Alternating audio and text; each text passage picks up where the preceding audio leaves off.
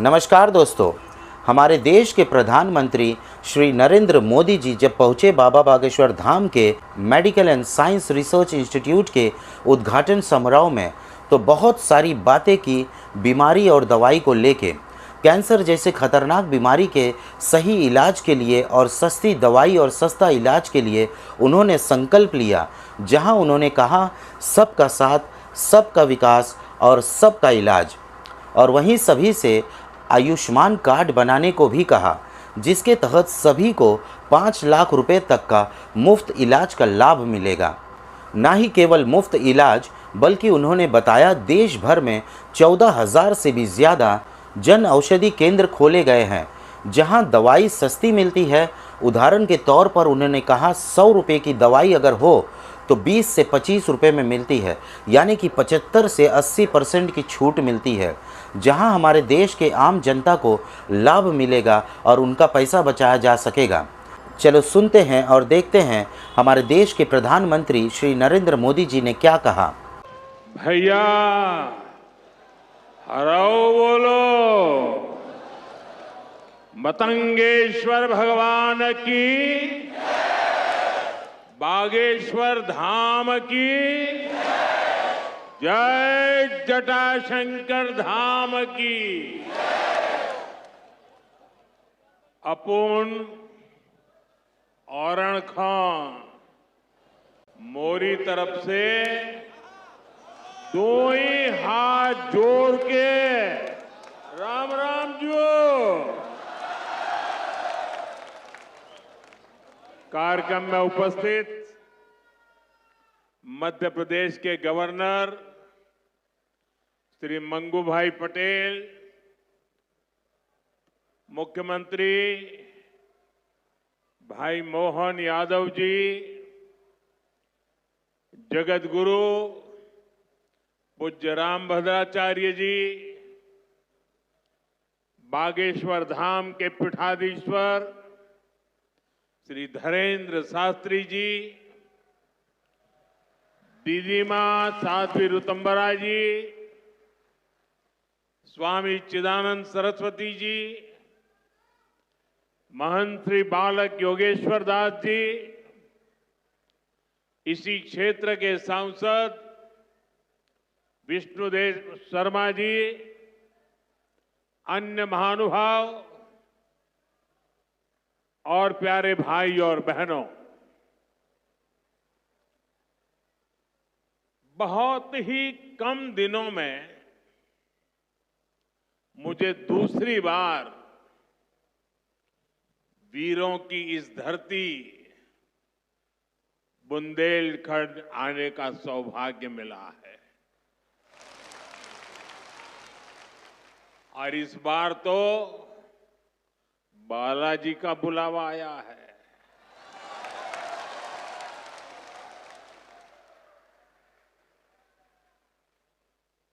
ये हनुमान जी की कृपा है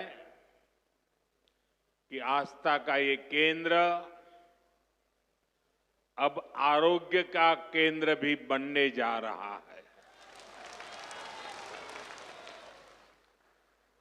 अभी मैंने यहां Shri Bageshwar Dham medical science and research institute का भूमि पूजन किया है। ये संस्थान 10 एकड़ में बनेगा।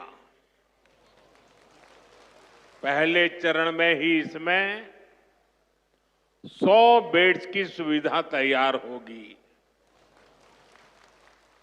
मैं इस पुनीत कार्य के लिए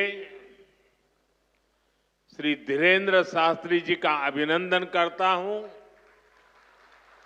और बुंदेलखंड के लोगों को बहुत बहुत बधाई देता हूं।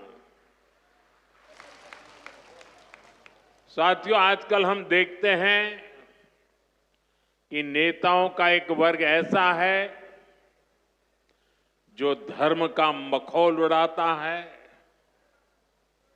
उपहास उड़ाता है, लोगों को तोड़ने में जुटा है। और बहुत बार विदेशी ताकतें भी इन लोगों का साथ देकर देश और धर्म को कमजोर करने की कोशिश करती दिखती है। हिंदू आस्था से नफरत करने वाले ये लोग सदियों से किसी न किसी भेष में रहते रहे हैं। गुलामी की मानसिकता से घिरे हुए लोग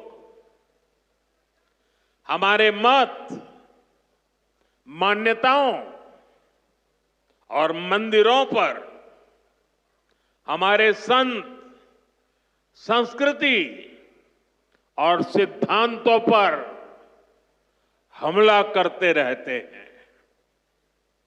ये लोग हमारे पर्व, परंपराओं और प्रथाओं को गाली देते हैं। जो धर्म, जो संस्कृति स्वभाव से ही प्रगतिशील है, उस पर ये कीचड़ उछालने की हिम्मत दिखाते हैं। हमारे समाज को बांटना, उसकी एकता को तोड़ना ही इनका एजेंडा है। इस माहौल में मेरे छोटे भाई धीरेंद्र शास्त्री जी काफी समय से देश में एकता के मंत्र को लेकर लोगों को जागरूक करते रह रहे हैं। अब उन्होंने समाज और मानवता के हित में एक और संकल्प लिया है। इस कैंसर संस्थान के निर्माण की ठानी है। यानी अब यहां बागेश्वर धाम में भजन, भोजन और निरोगी जीवन तीनों का आशीर्वाद मिलेगा। साथियों, हमारे मंदिर, हमारे मठ, हमारे धाम, ये एक और पूजन और साधना के केंद्र रहे हैं, तो दूसरी ओर विज्ञान और सामाजिक चिंतन के भी, सामाजिक चेतना के भी केंद्र रहे हैं। हमारे ऋषियों ने ही हमें आयुर्वेद का विज्ञान दिया। हमारे ऋषियों ने ही हमें योग का वो विज्ञान दिया जिसका परचम आज पूरी दुनिया में लहरा रहा है।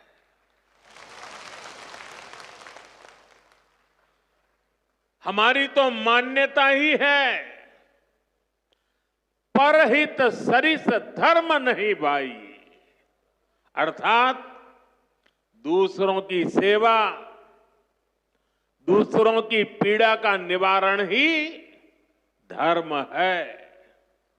इसलिए नर में नारायण, जीव में शिव, इस भाव से जीव मात्र की सेवा, यही हमारी परंपरा रही है। आजकल हम देख रहे हैं महाकुंभ की हर तरफ चर्चा हो रही है। महाकुंभ अब पूर्णता की ओर है। अब तक करोड़ों लोग वहां पहुंच चुके हैं। करोड़ों लोगों ने आस्था की डुबकी लगाई है, संतों के दर्शन किए हैं। अगर इस महाकुंभ की तरफ नजर करें तो सहज भाव उड़ जाता है, ये एकता का महाकुंभ है। आने वाली सदियों तक 144 वर्ष के बाद हुआ ये महाकुंभ एकता के महाकुंभ के रूप से प्रेरणा देता रहेगा और देश की एकता को मजबूती देने का अमृत परोसता रहेगा। लोग सेवा भाव से लगे हुए, जो भी कुंभ में गया है एकता के दर्शन तो किए ही हैं, लेकिन जिन जिन से मेरा मिलना हुआ है, दो बातें महाकुंभ में गए हुए हर व्यक्ति के मुंह से हिंदुस्तान के कोने कोने में सुनाई देती है। एक, वे जी भर करके स्वच्छता कर्मियों की उनके गुणगान करते हैं। 24 घंटे जिस सेवा भाव से इस एकता के महाकुंभ में स्वच्छता के कार्य को संभाल रहे हैं, मैं आज उन सभी स्वच्छता के साथियों को आदरपूर्वक नमन करता हूं। दूसरी एक विशेषता है जो हमारे देश में बहुत कम सुनने को मिलती है,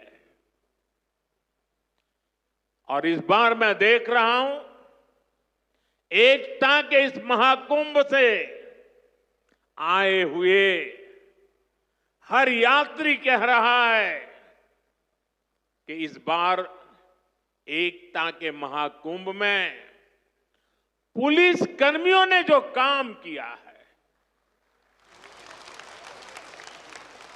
एक साधक की तरह, एक सेवाव्रती की तरह पूरी नम्रता के साथ देश के कोटि कोटि जनों को संभालना इस एकता के महाकुंभ में जिन पुलिस कर्मियों ने देश के लोगों का दिल जीत लिया है, वे भी बधाई के पात्र है। लेकिन भाइयों बहनों, प्रयागराज के इसी महाकुंभ में इसी सेवा भावना के साथ अनेक विध समाज सेवा के प्रकल्प चल रहे हैं, जिसकी तरफ मीडिया का तो ध्यान जाना बड़ा मुश्किल है, लेकिन ज्यादा चर्चा भी नहीं हुई है। अगर मैं सभी इस सेवा प्रकल्पों की चर्चा करूं तो शायद मेरा अगला कार्यक्रम डिस्टर्ब हो जाएगा, लेकिन मैं एक का उल्लेख करना चाहता हूं। इस एकता के महाकुंभ में नेत्र महाकुंभ चल रहा है। इस नेत्र महाकुंभ में देश के कोने कोने से आए हुए यात्री, गरीब परिवारों से आए हुए लोग, उनकी आंखों की जांच होती है, मुफ्त में होती है। नेत्र चिकित्सक देश के गणमान्य डॉक्टर 2 महीने से वहां बैठे हुए हैं, और इस नेत्र महाकुंभ में अब तक 2 लाख से ज्यादा मेरे भाई बहनों की आंखों की जांच हो चुकी है। करीब 1.5 लाख लोगों को निशुल्क दवाई और चश्मे दिए गए हैं। और कुछ लोग ऐसे पाए गए जिनके मोती बिंदु के ऑपरेशन की जरूरत थी। तो इस नेत्र महाकुंभ से चित्रकूट और अगल बगल के स्थानों पर जहां पर अच्छी नेत्र चिकित्सा की अस्पतालें थी, करीब 16,000 मोतियाबिंद के ऑपरेशन के लिए उन अस्पतालों में भेज करके एक भी पैसे का खर्च बिना उन सबके मोतियाबिंद के ऑपरेशन किए गए हैं। ऐसे कितने ही अनुष्ठान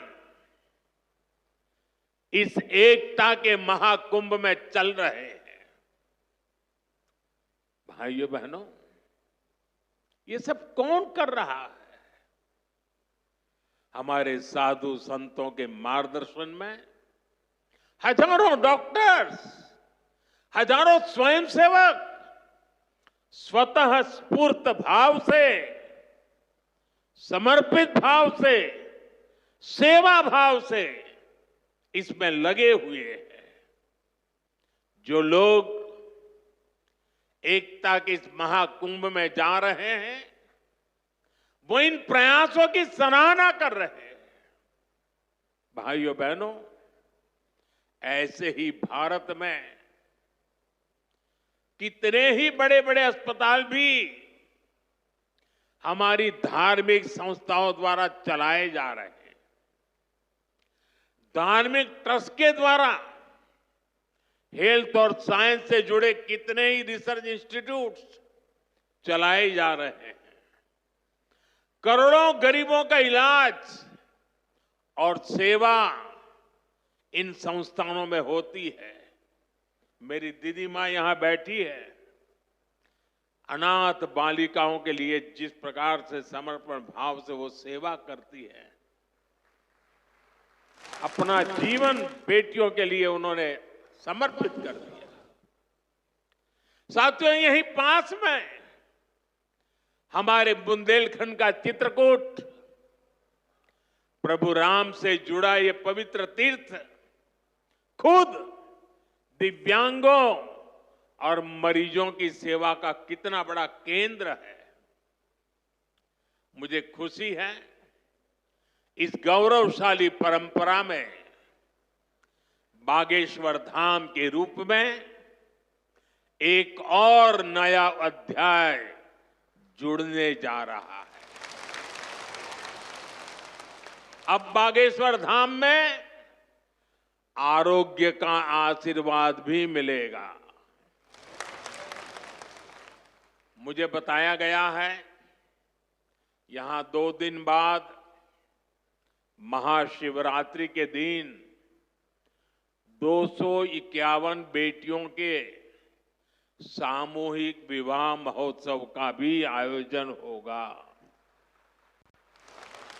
मैं इस पुण्य कार्य के लिए भी बागेश्वर धाम की सराहना करता हूं। मैं सभी नवविवाहिता दंपतियों को, मेरी बेटियों को सुंदर और सुखी जीवन के लिए अग्रिम बधाई देता हूं, हृदय से आशीर्वाद देता हूं। साथियों, हमारे शास्त्रों में कहा गया है, शरीर माध्यम खलु धर्म साधनम, अर्थात हमारा शरीर, हमारा स्वास्थ्य ही हमारे धर्म, हमारे सुख और हमारी सफलता का सबसे बड़ा साधन है। इसलिए जब देश ने मुझे सेवा का अवसर दिया तो मैंने सबका साथ सबका विकास के मंत्र को सरकार का संकल्प बनाया। और सबका साथ सबका विकास के इस संकल्प का भी एक बड़ा आधार है सबका इलाज, सबको आरोग्य, इस विजन को पूरा करने के लिए हम अलग अलग स्तर पर फोकस कर रहे हैं। हमारा फोकस है बीमारी से बचाव पर। आप मुझे बताइए, यहां स्वच्छ भारत अभियान के तहत टॉयलेट, शौचालय हर गांव में बने हैं कि नहीं बने हैं? इससे आपकी मदद हुई कि नहीं हुई? आपको पता है, शौचालय बनने से एक और फायदा हुआ है।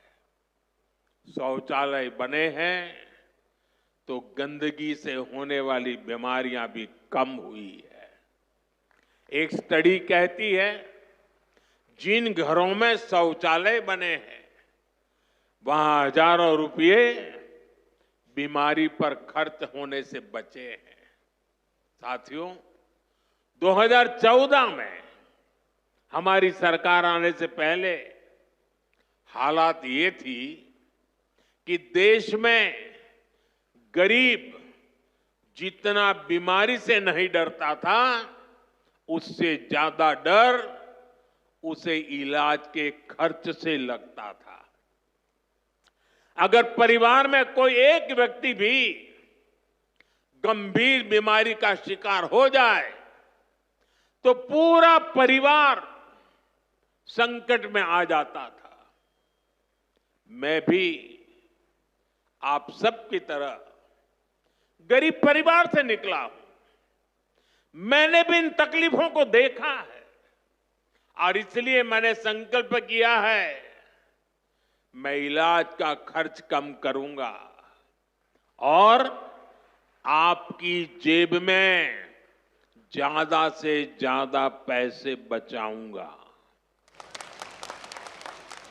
मैं आपको बार बार हमारी सरकार की कुछ योजना, कल्याणकारी योजनाओं की जानकारी देता रहता हूं ताकि एक भी जरूरतमंद योजनाओं से छूटे नहीं। इसलिए मैं कई जरूरी बातें आज फिर यहां दोहरा रहा हूं और मैं आशा करता हूं आप इसे याद भी रखेंगे और अपने परिचितों को जरा बताएंगे भी। बताएंगे ना? पक्का बताएंगे? ये भी सेवा का ही काम है। इलाज के खर्च का बोझ कम होना चाहिए कि नहीं होना चाहिए? इसलिए मैंने हर गरीब के मुफ्त इलाज की व्यवस्था कर दी है। 5 लाख तक का इलाज बिना किसी खर्च के।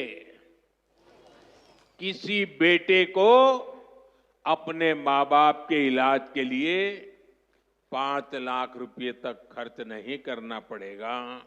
ये दिल्ली में आपका जो बेटा बैठा है ना, वो काम वो करेगा।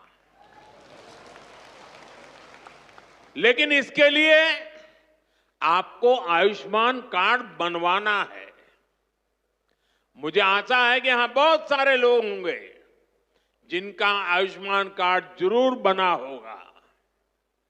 जिनका नहीं बना है वो भी जल्दी से बनवा ले। और मैं मुख्यमंत्री जी को भी कहूंगा कि इस काम को, इस क्षेत्र में अगर कोई छूट गए हो तो तेजी से इसको आगे बढ़ाया जाए। साथियों, एक और बात आज आपको याद रखनी है। अब गरीब, अमीर, मध्यम वर्ग, कोई भी परिवार हो, परिवार में 70 साल से अधिक उम्र के सभी बुजुर्गों के लिए भी मुफ्त इलाज के लिए आयुष्मान कार्ड बन रहे हैं। ये कार्ड भी ऑनलाइन ही बन जाएंगे। इसके लिए कहीं किसी को कोई पैसा देना नहीं है और अगर कोई पैसे मांगता है तो सीधे मुझे चिट्ठी लिखना। बाकी काम मैं कर लूंगा।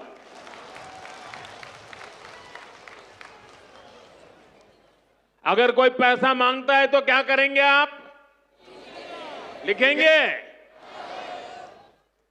मैं इन संत महात्माओं को भी कहता हूं कि आप भी जरा आयुष्मान कार्ड का प्रबंध कर दीजिए, ताकि आपको कभी बीमारी में मुझे सेवा करने का मौका मिले।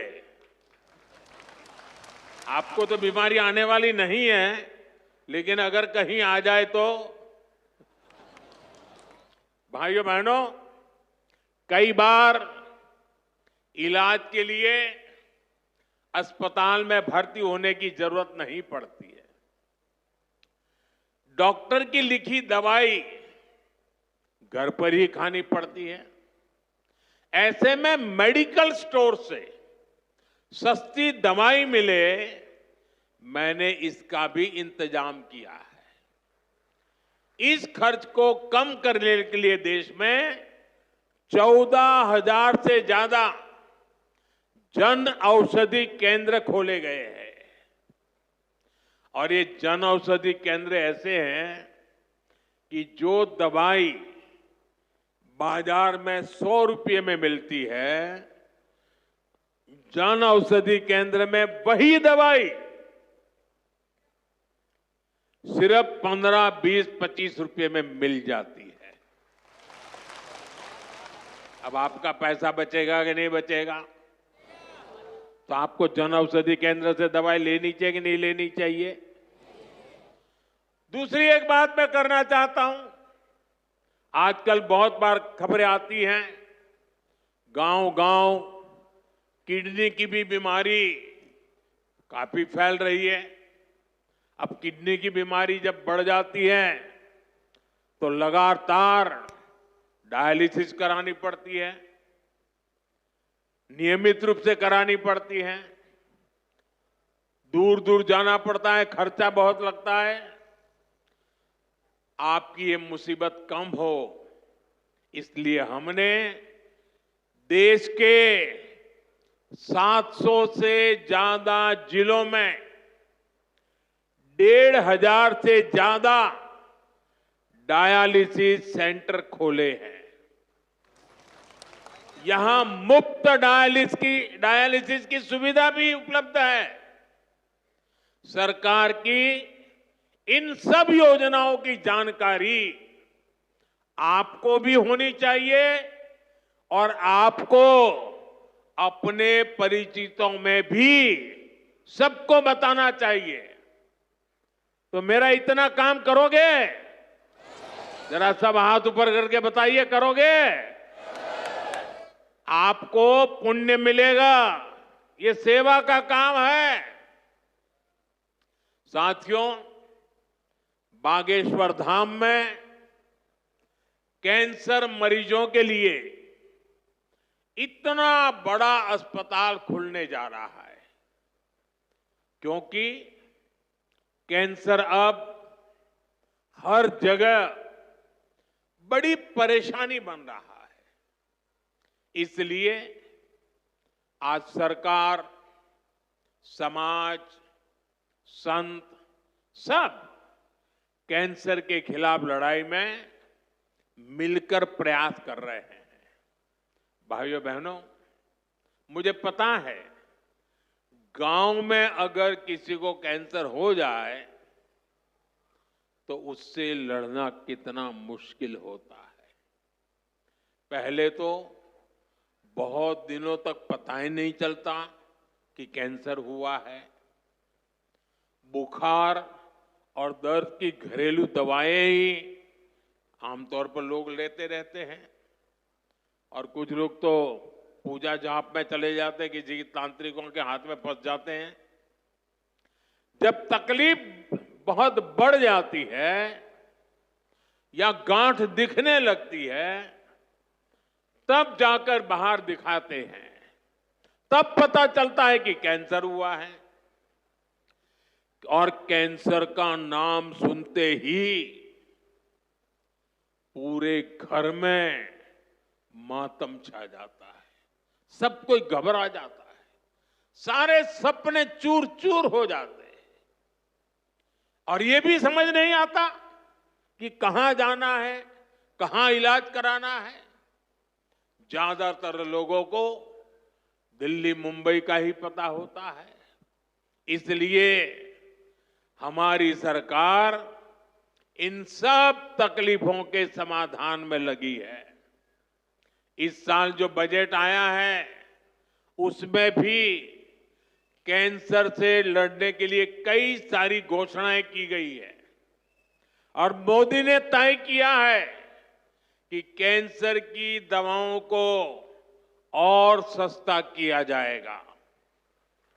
अगले 3 साल में देश के हर जिले में कैंसर डे केयर सेंटर खोले जाएंगे। डे केयर सेंटर में जांच भी होगी और आराम करने की सुविधा भी होगी। आपके पड़ोस में ही जो जिला अस्पताल है, चिकित्सा केंद्र हैं, वहां कैंसर क्लिनिक भी खोले जा रहे हैं। लेकिन भाइयों बहनों, आपको मेरी एक बात अच्छी लगे या बुरी लगे, लेकिन इसको कुछ करना ही पड़ेगा। याद रखना और जीवन में लागू करना। कैंसर से सुरक्षा के लिए आपको भी सावधान और जागरूक होना पड़ेगा। सबसे पहली सावधानी ये है कि समय से कैंसर की पड़ताल, क्योंकि एक बार कैंसर फैल गया तो उसे हराना उतना ही मुश्किल हो जाता है। इसलिए हम 30 साल से ज्यादा उम्र के सभी लोगों की जांच के लिए एक अभियान चला रहे हैं। आप सबको इस अभियान का फायदा उठाना चाहिए, हिस्सा बनना चाहिए। लापरवाही नहीं करनी है। थोड़ी सी भी जो शंका हो तो कैंसर की तुरंत जांच करवानी है। एक और बात, कैंसर को लेकर सही जानकारी भी बहुत जरूरी है। ये कैंसर किसी को छूने से नहीं होता है। ये छुआछूत की बीमारी नहीं है। ये छूने से नहीं फैलती है। कैंसर का खतरा बीड़ी, सिगरेट, गुटखा, तंबाकू और मसाले से बढ़ता है। ये माताएं बहनें ज्यादा खुश हो रही है मेरी बात सुन के। इसलिए कैंसर फैलाने वाले इस सब नशे से आपको तो दूर रहना ही है, औरों को भी उससे दूर रखना है। अपने शरीर और स्वास्थ्य का ख्याल रखना है। और मैं आशा करता हूं, अगर हम सावधानी रखेंगे तो बालेश्वर धाम के कैंसर अस्पताल पर बोझ नहीं बनेंगे। यहां आने की जरूरत नहीं पड़ेगी। तो सावधानियां रखोगे ना? लापरवाही तो नहीं करोगे ना? साथियों, मोदी आपका सेवक बनकर आपकी सेवा में जुटा है। मैं पिछली बार जब छतरपुर आया था तो यहां मैंने हजारों करोड़ रुपए की योजनाओं का लोकार्पण और शिलान्यास किया था और अभी मुख्यमंत्री जी ने इसका वर्णन भी किया। आपको ध्यान होगा, इनमें 45,000 करोड़ रुपए की केन बेतवा लिंक परियोजना भी थी। ये परियोजना कितने दशकों से लटकी हुई थी। कितनी सरकारें आई चली गई।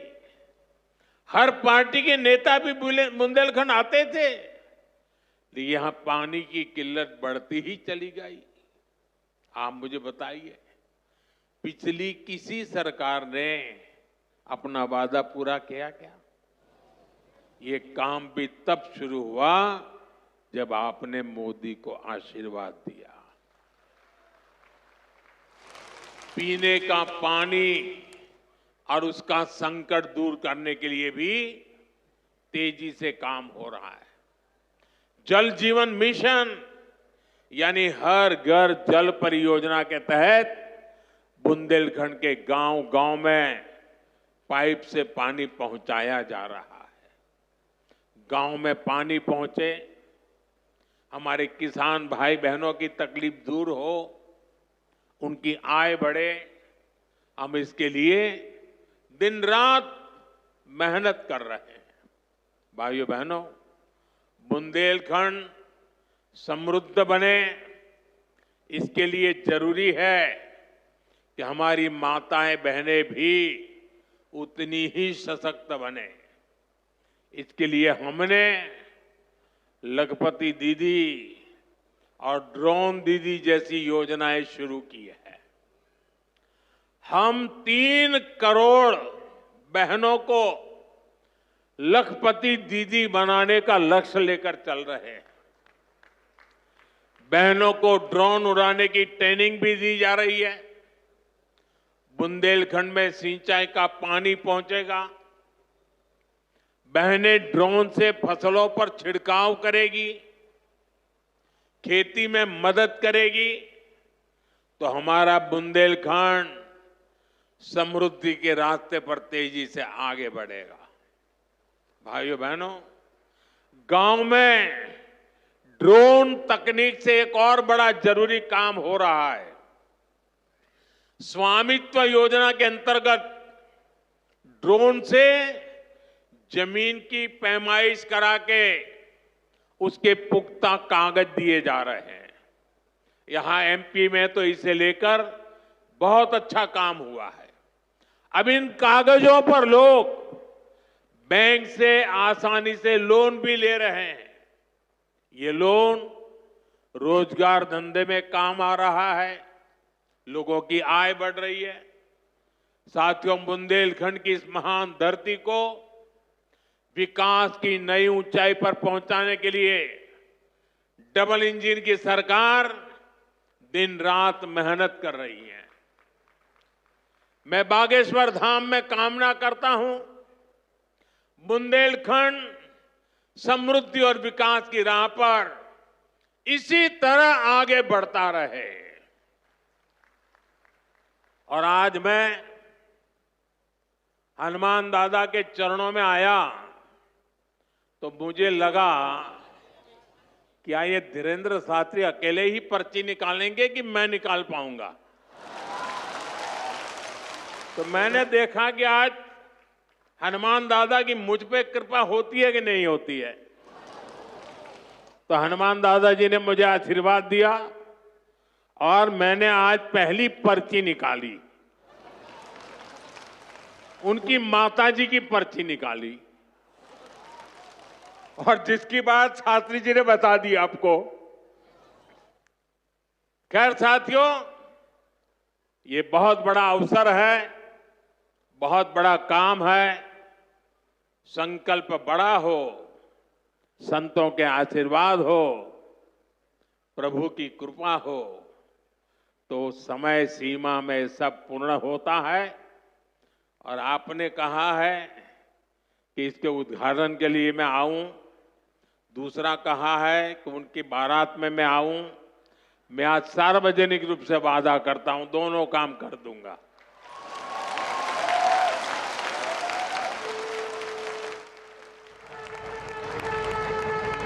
आप सभी को एक बार फिर मेरी बहुत बहुत शुभकामनाएं, बहुत बहुत धन्यवाद।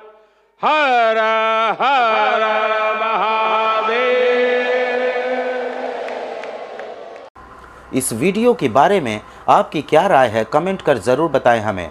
और ऐसी ही जानकारी पाने के लिए आप हमारे YouTube channel fight against crime and illegal activities से जुड़े रहें। धन्यवाद।